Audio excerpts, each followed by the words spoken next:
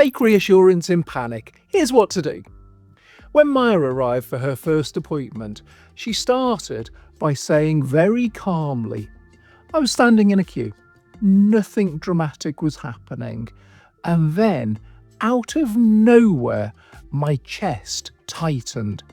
My heart kicked, my breath felt wrong, a wave of heat moved through my body, and my mind snapped to one thought. Something is seriously wrong. And then she added, I tried to reassure myself, and it made it worse. Within seconds, she was scanning for exits. She felt trapped. And the fear wasn't just fear, it was terror. Not of the queue, of her own body. If you recognise this, sudden spikes of fear, a racing heart, breath changes, dizziness, unreality, and especially the fear of the next episode like this. In the PsycheVita approach, symptoms are signals.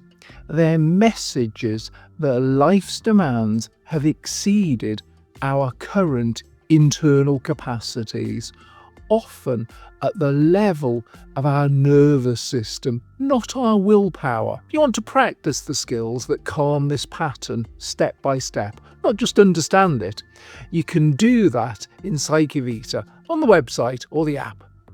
I'm a psychotherapist, executive coach, clinical supervisor, and an award-winning therapy researcher. I'm Dr. Tony Weston, and I've worked with many highly capable people who aren't fragile in life, but whose bodies learn to fire an alarm at the wrong time. In this video, we'll build 3 skills that target panic at the level it's happening. Skill 8.2, Somatic Attunement, noticing sensations without instantly translating them into danger. Skill 8.4, Recovery and Decompression, teaching our nervous system it can return to baseline reliably. Skill 3.4, Healthy Self-Worth, softening the I'll lose control, I'll be humiliated layer that keeps panic sticky. For regular viewers, you'll know my professional interest, shaped by working with hundreds of clients. Most suffering looks different on the surface, but underneath it's often a self-regulation and shame problem in disguise. When self-regulation and self-worth weren't reliably taught, our nervous system improvises safety strategies, different behaviours, same job. And if you've ever been told that you're too complicated because you have too many labels, this is the unifying layer underneath. So a lot of what we call symptoms can be understood like this. OCD can become safety-seeking through thinking and checking. Hyper-responsibility can become safety-seeking through over-functioning. Dissociation can become safety-seeking through shutdown. Social anxiety is safety-seeking through invisibility. And panic can become safety through reassurance checking and escape. In this video, we're going to use panic as the example and rebuild the foundations underneath it. Regulation first, then shame resilience. Here's the reframe. A panic attack often isn't fear of nothing, it's fear of internal sensation. Not fear of the world, fear of what's happening inside our chest, our breath, our head, our stomach. And this matters because our body can create intense sensations for completely non-lethal reasons. Caffeine, lack of sleep, dehydration, hormonal shifts, overbreathing, a stressful week, or prolonged pressure where your system hasn't had a reliable downshift for a long time. Then a sensation appears, heart rate jumps, breath feels tight, and our nervous system interprets it as threat. This is interoceptive threat. Interoception is basically your body's inner sense, the signals coming from inside you. And in panic, normal inner signals get read as danger. Once the system reads danger, it does what it's designed to do. It mobilizes, adrenaline rises, breath changes, heart rate increases, vision narrows, muscles tense. The problem is mobilization creates more sensation, which gets read as more danger. And suddenly we're in a self-fueling loop. So skill 8.2, Somatic Attunement, is the capacity to notice what's happening inside our body with accuracy and steadiness without immediately catastrophizing it. Not calm down, not think positive, more like, heart rate, tight chest, heat, shaky legs, and we stay with the facts of sensation before we add the story. And by story, I mean the catastrophic meaning our mind adds in a split second. I'm dying. I'm going to faint. I'm losing control. This is going to be humiliating. This is dignity preserving because it doesn't imply you're broken, weak, or going crazy. It says your nervous system is doing its job, and if no one ever taught you how to read your body's signals, it makes perfect sense that sensation can get translated into danger. Let's name the mechanism clearly. Here's why reassurance often fails in panic. Reassurance keeps us checking for certainty, and checking is the behaviour that tells our nervous system there's danger. So every time we monitor our pulse, scan our breath, Google symptoms, or ask, "Am I okay?" again and again, the system learns, this is serious, you better stay on it, find out what that threat is. That's what I mean by fake reassurance. It can feel soothing for a second, but it trains the loop. And this is often how panic becomes panic disorder. At first, the fear is, this sensation is dangerous. Then it becomes the panic itself is dangerous. And then life starts to organise around prevention, avoiding places, avoiding exertion, avoiding anything that raises our heart rate, monitoring our breath, checking our body, carrying just in case safety behaviours. Those strategies make sense, they're protective, but they also teach the nervous system a brutal lesson. This must be dangerous because look what we do to prevent it.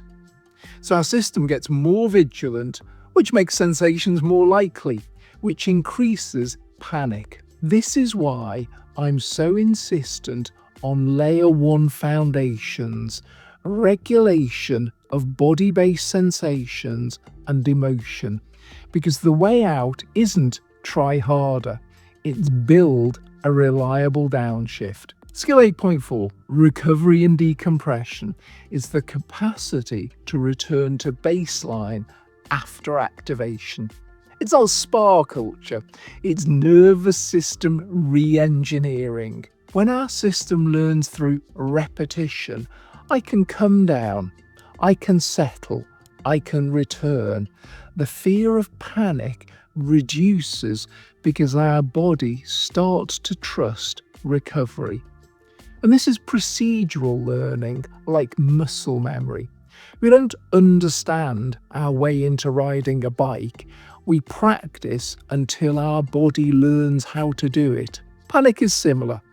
We practice downshifting until downshift becomes more available under pressure. Now, let's name the layer 2 piece that makes panic socially toxic. Fear of losing control, humiliation, making a scene, and yes, shame about what's happening inside us. Not just my body is spiking, but what will people think? I'll embarrass myself. I'll be exposed. I'll be judged. And the shame layer makes the system clamp down even harder. More internal monitoring, more urgency to escape, more fear of being seen. So skill 3.4, healthy self-worth, is the capacity to hold your worth as unconditional, even when you're shaky, even when you're not composed, even when your body is doing something you didn't choose. Not confidence, not I look strong, more like, even if this is happening, I'm still worthy of care and dignity. That one shift reduces the humiliation spiral. And here's the key link. Shame is a threat amplifier, because when we feel ashamed, we feel exposed. And when we feel exposed, the nervous system mobilizes harder. So the more we try to panic, fight it, cover it up, or look normal, the more danger our system perceives and the more panic escalates. PsycheVita approach is practical, so I'm going to invite you to step out of viewing and into participating. This is exactly the kind of skills training we do in the Grow videos on the PsycheVita platform. Before we begin, quietly rate your current level of activation from 0 to 10, where 0 is the most relaxed and 10 is the most stressed. There is no right number, just notice it. Ready? Now, let's do the practice together. Step 1. Orient. Let your eyes land on one far point in the room, not searching, just resting. Step 2. Name sensation, not story.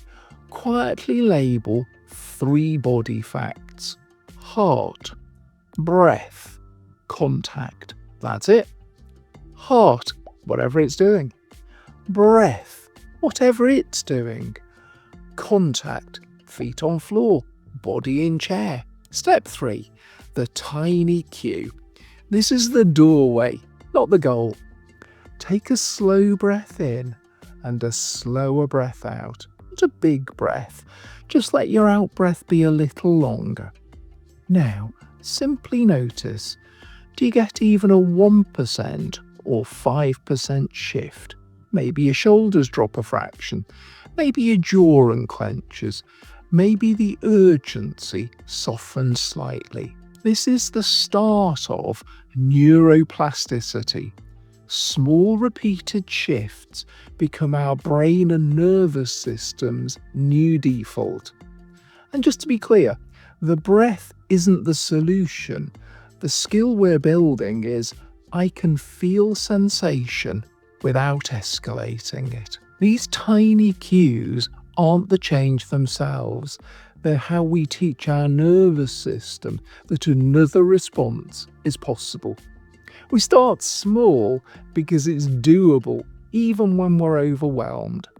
By repeating it, we interrupt the old pattern of if this then that, just enough to create space.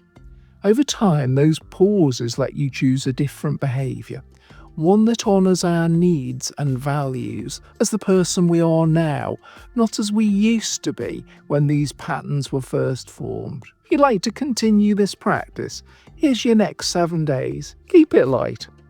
Once a day for 1 to 5 minutes, orient to one far point. Label heart, breath, contact. One slightly longer out breath. That's it. And one extra rule. Don't wait until you feel perfect. Practice on normal days so your system has the pathway available on hard days. If you can create a 5% shift in 2 to 5 minutes, you're training the right thing. And if panic shows up this week, try this line. This is an alarm misread. I can downshift. Not to force calm, to reduce threat. One last thing. Quietly rate your level of activation again, from 0 to 10. What changed? Even slightly. If panic has been running your life, it can feel like your body betrayed you. In this model, your body didn't betray you, it adapted, and it's overfiring an alarm. You're not broken, you're adapting. And because symptoms are signals, your signal can become a roadmap. Build somatic attunement, train recovery, and soften the shame layer that keeps the loop alive. If you want to practice these skills step by step, you'll find them in PsycheVita on the site or the app. The Panic Reset pathway is live on PsycheVita. There's a free long video, worksheet, and a longer Psyche scription, like the one we just did, with optional guided training. The link's in the description. You're not broken, you're adapting.